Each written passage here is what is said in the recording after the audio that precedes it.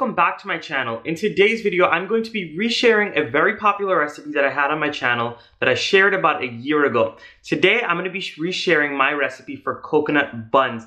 Now, these coconut buns were a hit the first time I posted them, so I wanted to go ahead and redo the recipe, add a few other ingredients, give you guys some more tips and tricks so you guys can get the perfect coconut buns at home.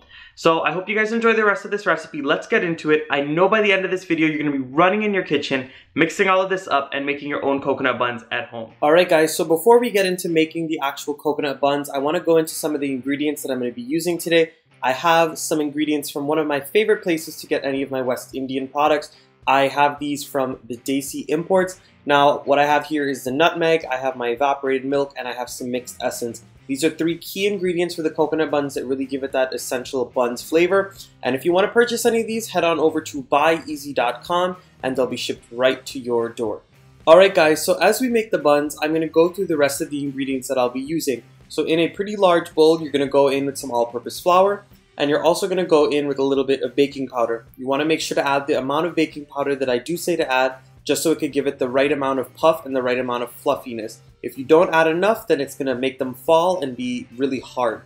So we're also going to go in with a little pinch of salt. Remember, adding salt to any sweet dish also brings out the sweet flavor. And once you get your salt, the baking powder, and the flour in your bowl, it's time to start going in with your spice. So I am using some freshly grated nutmeg. If you own a microplane, then of course use that to grate your nutmeg. But if you do not own one of these little mini graters or the microplanes, you really need to invest in one, because I truly believe that whenever you make anything with nutmeg, using the freshly grated nutmeg gives it such a better flavor.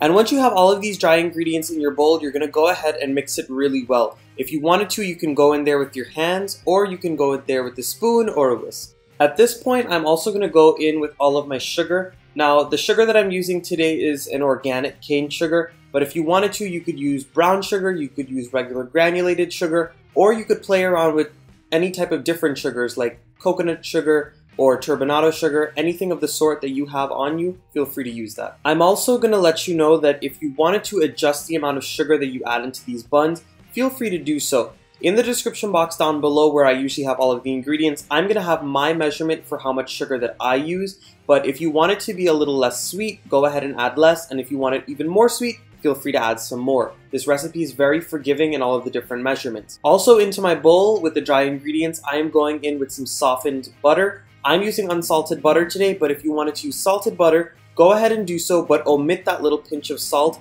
that we had added in earlier.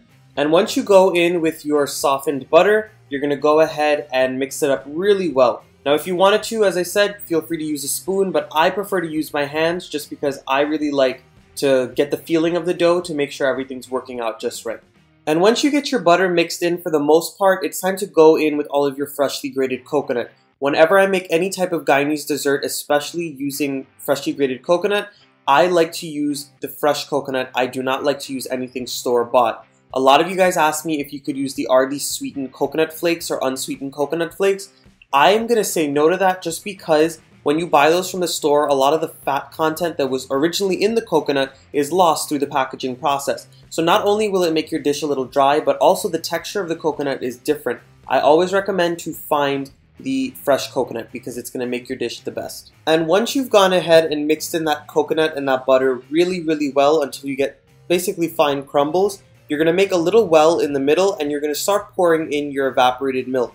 Now, a lot of you guys also asked me in my last buns video if the milk needs to be hot or if it needs to be cold or warm or room temperature. It really doesn't matter. I prefer to just use the room temperature evaporated milk. It doesn't need to be cooled or anything.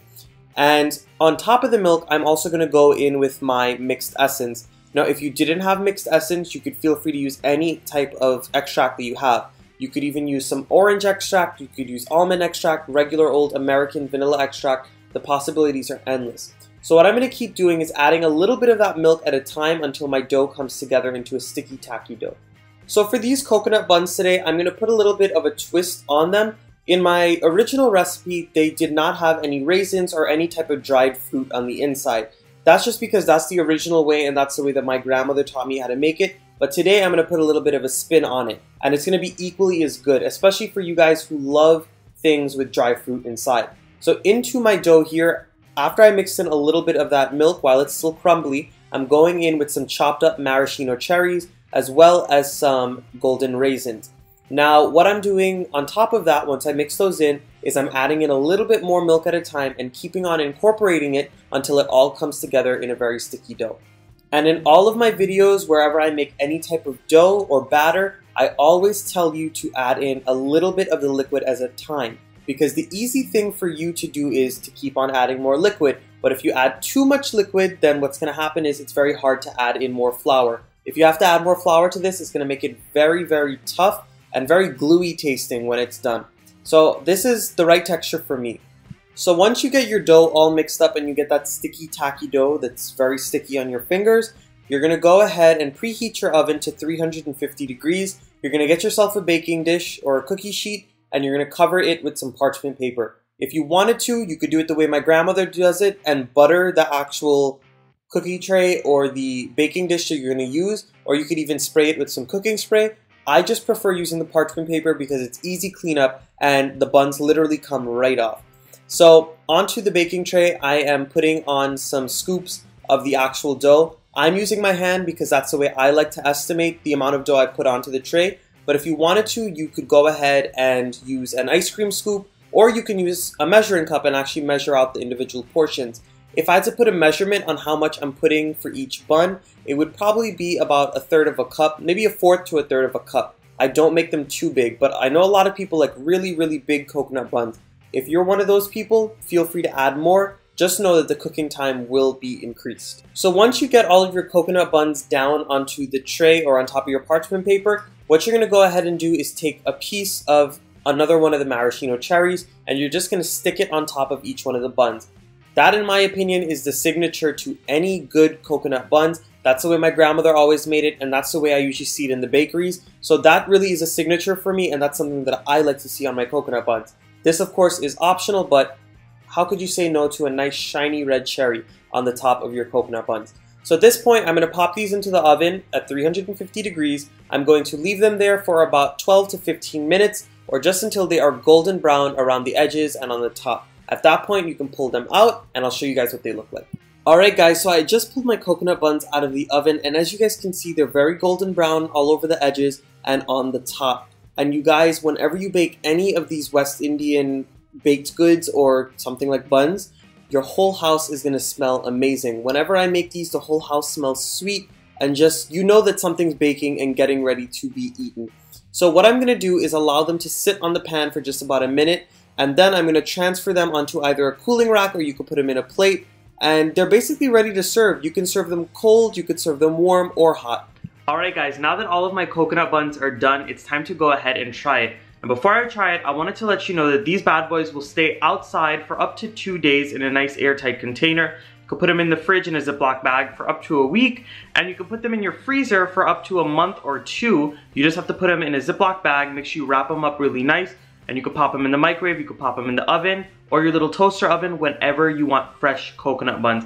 These things are addictive. They are great to have on hand because they're a great breakfast, a great snack, something to have with your coffee, your tea, something when guests come over, so it's a great lifesaver. So I'm gonna go ahead and try it. Since it's fresh out of the oven, I don't need any butter on it, I don't need anything.